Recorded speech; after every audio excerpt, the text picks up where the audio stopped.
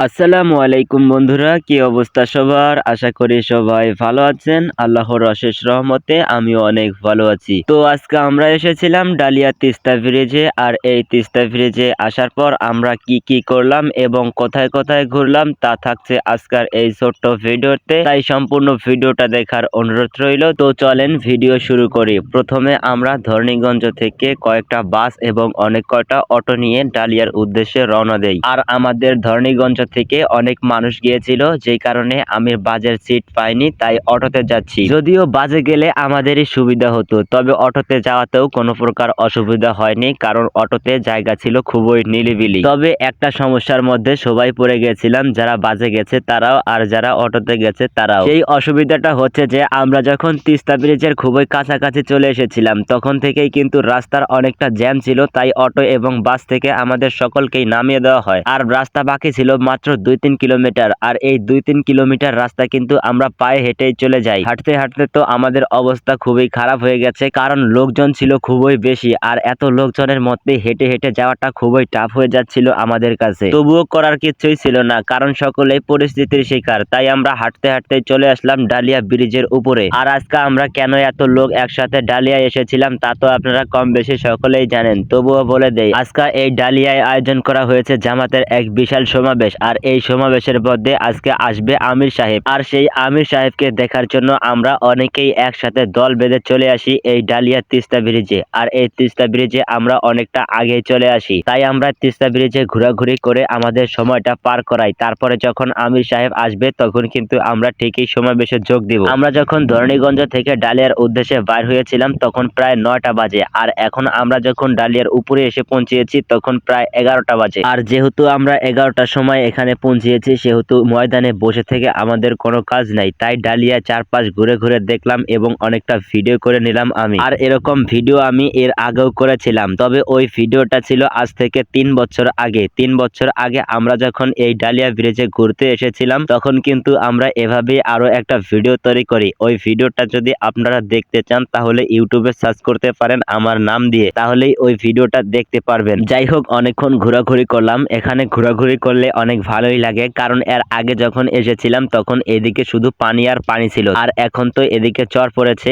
অনেক দোকানপাটও এদিকে বসেছে, তাই এখানে অনেক ঘোরাঘুরি করলাম। আর এখন আমরা যে জায়গায় চড়বো সেটা হচ্ছে স্পিড বোর্ডের উপরে চড়বো। এর আগে যখন এসেছিলাম তখন তো স্পিড বোর্ডে চড়া হয়নি, তাই এখন চড়ে একটু শখটা মিটিয়ে নেই। তো আমরা অনেকেই স্পিড বোর্ডে চড়লাম। এই স্পিড বোর্ডে কিন্তু এর আগে আমি কখনোই চড়ি নেই, এটাই আমার প্রথমবারের মতো স্পিড বোর্ডে চড়া। আসলে স্পিড বোর্ডে চড়ার মজাই আলাদা, একটু দেখতে থাকুন।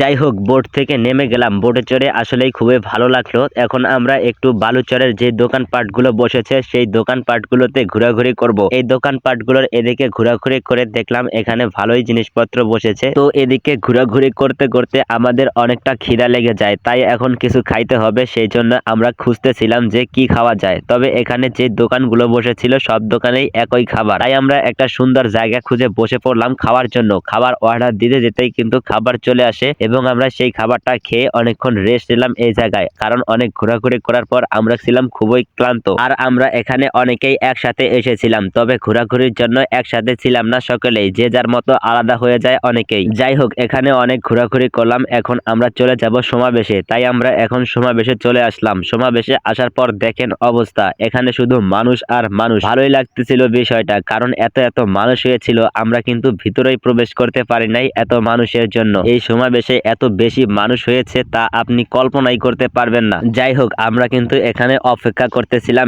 একজনের জন্য, যাকে আমরা দেখার জন্য অনেক দূর থেকে জার্নি করে এসেছি। সেই মানুষটা আসবে, তাকে দেখবো, তারপরে এখান থেকে চলে যাব, এই উদ্দেশ্যই ছিল আমাদের। যাই হোক, অনেকক্ষণ অপেক্ষা করার পর তার হেলিকপ্টার দেখতে পেলাম ডালিয়ার আকাশে। অনেকক্ষণ অপেক্ষা করার পর সেই মানুষটা আসলো, আর সেই মানুষটাকে দেখার জন্য এত এত মানুষের ভিড়, এবং সেই মানুষটার কয়েকটা কথা শুনবে সেই কারণেই কিন্তু এত মানুষের ভিড় হয়েছে। আর এত এত মানুষের মধ্যে কোনোভাবেই ভিডিও করা সম্ভব না, কারণ আমরা অনেকটা পিছনে ছিলাম। আর এত পিছনে থাকার কারণ হচ্ছে আমরা যদি ভিতরে প্রবেশ করি তাহলে বার হইতে হইতে আমাদের সন্ধ্যা হয়ে যাবে। সেই কারণে এই চিন্তা ভাবনা করেই আমরা আর ভিতরে প্রবেশ করি না, বাইরে থেকেই একটু দেখলাম এবং ভিডিও করলাম। তারপরে যখন সে কথা বলা শেষ করে দিল তখন আমরা বাইরে থেকে চলে আসি, তাই আমাদের অনেকটা সুবিধা হয়, যানজটের মধ্যে পড়তে হয়নি। তবে আমাদের বাড়িতে আসতে আসতে অনেকটাই সময় লেগে গেছে, কারণ রাস্তাঘাট ছিল পুরো একবারে জাম। তো ভিডিওটা শেষ পর্যন্ত দেখার জন্য আপনাদের সকলকেই ধন্যবাদ। সবার জন্যই দোয়া রইল। আল্লাহ সবাইকে ভালো রাখুক, সুস্থ রাখুক। আল্লাহ হাফেজ।